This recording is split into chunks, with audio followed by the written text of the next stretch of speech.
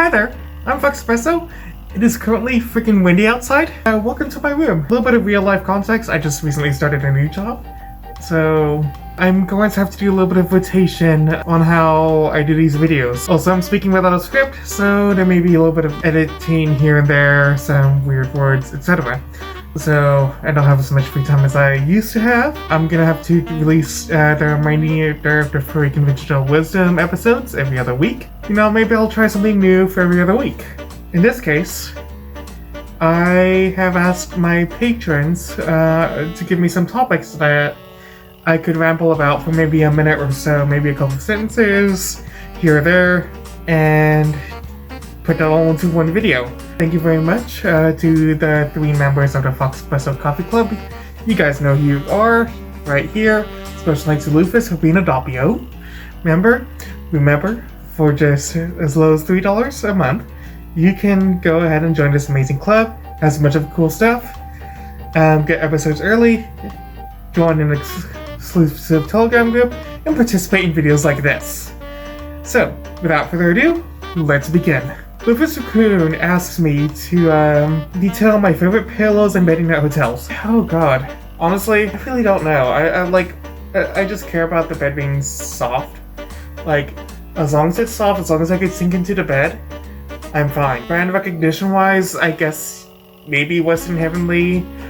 When I briefly tried Delta for a while, and I did get upgraded to Delta 1 once, I got to try the Western Heavenly beds. That was nice. Otherwise, gosh, there's one brand I do want to try sometime. It's just really hard because it's so niche. But State Pineapple. They're known for their duvet beds, and I want to try that out sometime. I just don't have a reason to try them. Like, they're so hard to find, and it's just, if I'm going to places where they exist, I might as well just like use my Hilton points, like book a Hampton Inn or even like just a DoubleTree, and get just something on that point. I'm just very agnostic. I do kind of want to like get some hotel style bedding for my room, just because, well, it can be nice. Grand Californian though, Disney's Grand Californian Hotel probably had my favorite, like, just bedding. Everything was just like soft and perfect. Oh god, either that or it's just like so super exhausted from the parks. But I don't know, it's like the Grand Californian just felt right, because I remember like staying at another deluxe resort in Walt Disney World, the Polynesian, and like that bed was pretty firm. I don't know what the Grand Californian does. It feels right.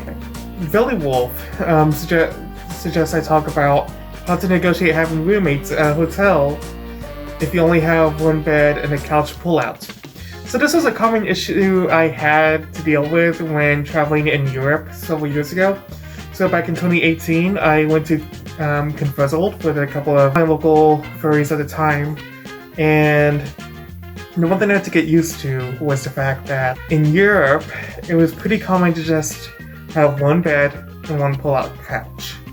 There was no such thing as 2 double beds. Because I was a kind of a selfless animal, I decided to take the pull-out couch.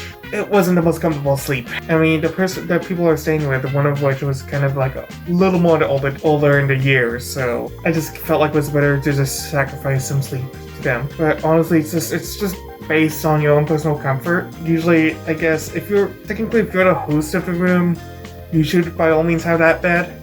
But if there's like someone else who has special needs who really desires an actual bed, then they get that priority. I know, it's something that you have to discuss. Cioto suggests that I throw a room party. We have Figment. We can have a party in my imagination. Look, Figment's already partying.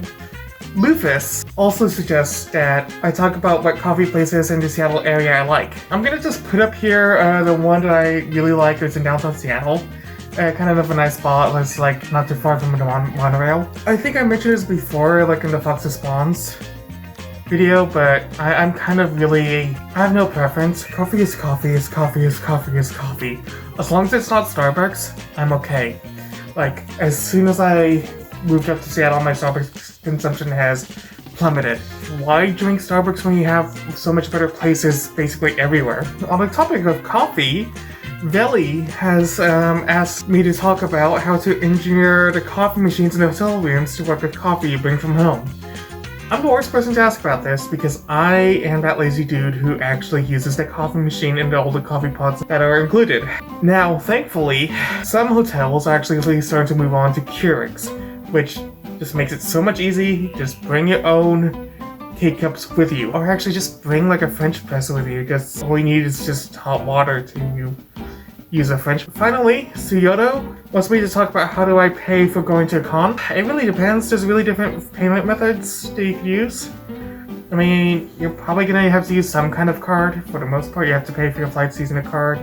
You're gonna have to check into a hotel using a card. There's one time I actually did have to pay for cash once, and that was during my college years. I was flying down to California, and I actually walked up to the Southwest ticketing desk and bought a ticket in cash. That was an experience. I didn't even know I could do that. In fact, for the most part, you really can't do that for most airlines. I'll probably put a link over here about which airlines that will allow you to actually buy a ticket, but that's going off the topic. As I mentioned before, credit cards are probably better for travel just because of the way they work.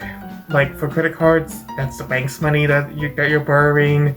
So if something goes wrong, the banks are usually quicker to get it as opposed to a debit card where it's your money and I usually do have a little bit of rough overhead budget of how I deal with that, and I'm going to be going over that in the final episode of the Conventional Wisdom series. So yeah, that's basically it. If you do want to take part in more videos like this, please let me know in the comments. See if I could do this like for every other week. This is all brand new to me. If you want to take part in similar videos to this, please join the Fox Espresso Coffee Club. For as little as $3 a month, you can join a Telegram group where I gathered all this stuff, as well as take part in like exclusive conversations, just all general fun stuff. Thank you very much, and yep.